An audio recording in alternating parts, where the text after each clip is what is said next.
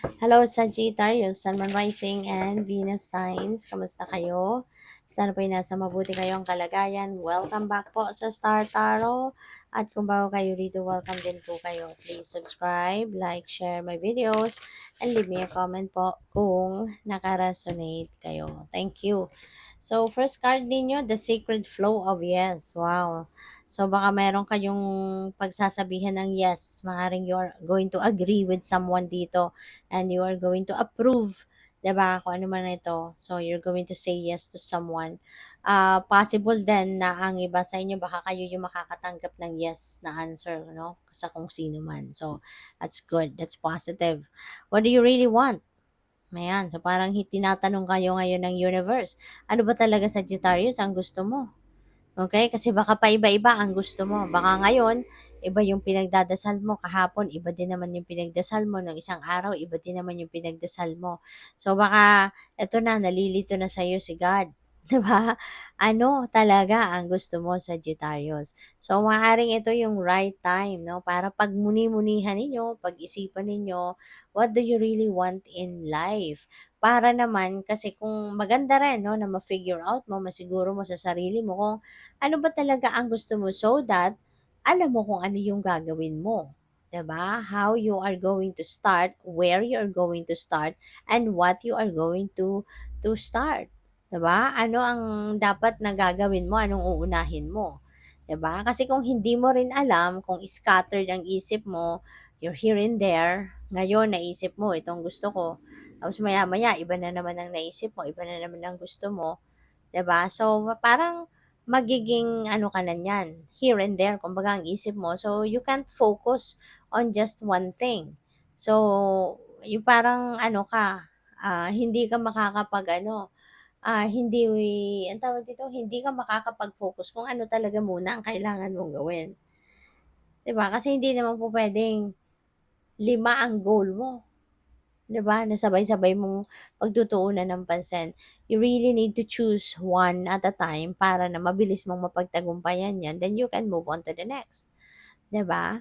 Kaya eto, gustong masiguro ng universe sa'yo, what do you really want? So that alam din niya kung anong ipapadala niyang tulong sa'yo. Ano din yung support na ipapadala niya sa'yo, hindi ba? Kaya you really need to figure out what do you really want in your life. So, what else? We have manifesting and doing. Ayan. So, for some of you, maganda. Kasi, parang, in this case, may direction. No? Kasi kung ano man ang minamanifest mo, ginagawan mo ng paraan. 'Di ba? Kung ano man yung gusto mo na makita sa inyong realidad, ang iba naman sa inyo, talagang ito rin ang gagawin niya. So, in this case, maganda to na sana ganito, ganito kayong lahat. 'Di ba? Sana, hindi yung ang iba sa inyo merong scattered ang isip, ang iba nakakapag-focus. Mas maganda kung lahat tayo, 'di ba, nakakapag-focus na kung ano yung gusto nating ma-manifest sa buhay natin, yun talaga ang asikasuhin natin at yun ang gawan natin ng paraan na ma-manifest natin. One step ahead is all you need. That's very true. Kasi kapag nagsimula ka na, tuloy-tuloy na yan. Kapag nasimulan mo ng gawin ng mga kung ano man ang dapat na gawin, magtutuloy-tuloy na yan hanggang sa mapagtagumpayan mo na ito. 'Di ba? So, what else? Tingnan natin kung ano pa ang ganap. And by the way, maraming salamat for subscribing. And if you haven't subscribed yet, subscribe na kayo. And also, maraming salamat din for not skipping the ads kasi malaking bagay po yan sa akin.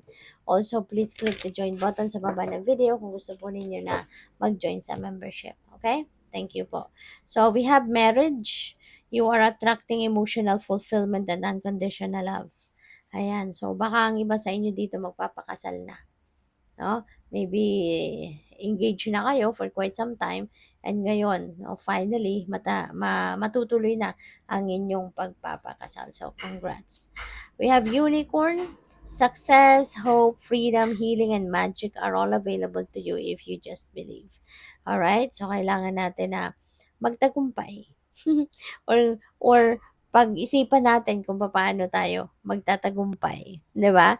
Kasi at isa din 'no, isa pa dito na kung ano din kung pinapaniwalaan mo 'no, na magtatagumpay ka, talagang magiging yung energy mo, will be aligned din sa pagtatagumpay.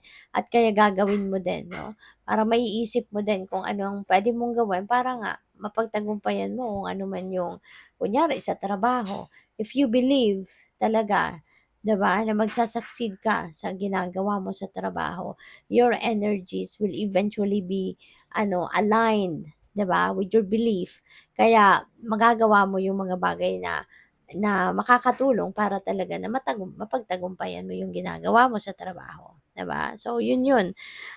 So if you do believe na kung ano man ang ang gusto mong mangyari, eventually, mangyayari yan. Kasi eventually, you will be aligning your energies with your beliefs. Kaya yun na lang din ang mararamdaman mo, yun na ang gagawin ninyo hanggang sa nakita mo na lang ang sarili mo na, ay wow, eto na yun. Diba? Nag-manifest na ang mga gusto kong mangyari. So we have star, hard times are over. All right? Hard times are over. Look forward to an abundance of happiness, enthusiasm, and positivity. So, yung mga mahirap na sitwasyon, mga problema na pinagdadaanan ninyo, Sagittarius, matatapos na yan. No? Kaya, mas mag-focus na kayo sa ngayon doon sa abundance of happiness, sa kasiyahan, sa positivity, enthusiasm, kasi makakalagpas na kayo doon sa mga problemang pinagdadaanan ninyo. Malalagpasan nyo na to at magiging masaya na kayo, mas magiging positibo na ang mga bagay na mangyayari sa buhay mo. Okay? So, we have luck. Wow, may swerte. You are right to be strong and optimistic about the opportunities ahead. At nandito na, no? Yung swerte. Babaling na sa iyo ang swerte. Kaya magkakaroon na kayo ng mga solutions sa problema, kaya nga hard times are over, kasi kung ano man ang mga pinoproblema ninyo, masusolve mo na yan, mahahanap mo na yung way out, no, sa problemang yan, kasi nga, 'di ba, mababalot ka din ng swerte. Dadating na din yung swerte sa inyo. Babaling na din ang swerte sa inyo. Kaya magiging ka na, kumbaga magiging magaan na, magsisimula ng gumaan ang inyong pakiramdam, kasi 'di ba malilift na yung mga difficult situations na pinagdadaanan ninyo. Everything will be lifted na at um, magkakaroon na